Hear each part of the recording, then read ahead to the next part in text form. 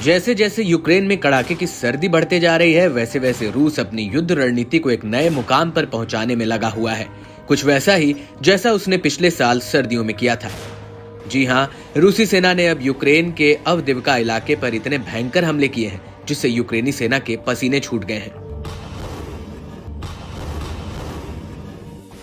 यूक्रेनी सेना का कहना है कि रूस अवदिव्का पर सभी दिशाओं से हमला कर रहा है और ये इलाका रूस के हमलों की तीसरी लहर से जूझ रहा है। दरअसल रूसी सेना के लिए अवदिव्का बेहद ही अहम है, क्योंकि पहले तो ये रूसी कब्जे वाले डोनेस्क के पास घिरा हुआ है और इसे डोनेस्क का प्रवेश द्वार भी माना जाता है। ऐसा कहा जाता है कि डोनेस्क पर पूरा कंट्रोल करने के लिए अवदिव्का को कंट्रोल करना बेहद जरूरी है और यही वजह है कि पिछले 1 महीने से अवदिव्का रूस के भयंकर हमलों का सामना कर रहा है।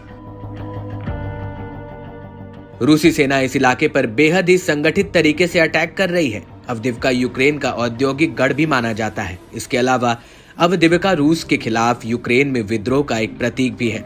डोनेस्क पर कब्जा करने के बावजूद रूस इस इलाके पर अभी तक कब्जा नहीं कर पाया है। इसको लेकर अवदिव्का के प्रमुख वैटली बाराबाश ने कहा कि हमले की तीसरी लहर की शुरुआत हो गई है। वो सभी दिशाओं, दक्षिण और उत्तर किनारों से हमला कर रहे हैं, जैसा उन्होंने पहले किया था। रूस औद्योगिक इलाके पर हमला कर रहा है। आपको बता दें कि साल 2014 से ही अवदिव्का पर रूस की नजर है। अवदिव्का डोनेस्क इलाके का हिस्सा है जिस पर रूस का कब्जा है।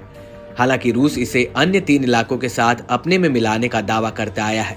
वहीं अवदिव्का के प्रमुख का कहना है कि रूसी सेना भारी फोर्स के साथ औद्योगिक इलाके पर हमला कर रही है, क्योंकि वहां पर सड़कें अच्छी बनी हुई हैं, जिसकी वजह से रूसी सेना आसानी से वहां घुस पा रही है और रूसी फौज अवदिव्का पर guided air bomb cluster bomb बरसा रही है। एक दिन में इस इलाके पर 30 से 40 बार हमले हो रहे हैं।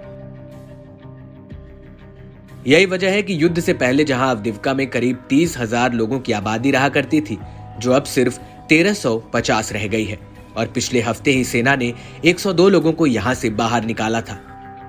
गौर करने वाली बात यह है कि जब रूस ने 2014 में क्रीमिया को यूक्रेन से हड़प लिया था, तब भी रूसी सेना ने यहां पर आग बरसाई थी, लेकिन रूसी हमलों के बावजूद अवदिव्का ने रूस के आगे घुटने नहीं टेके थे।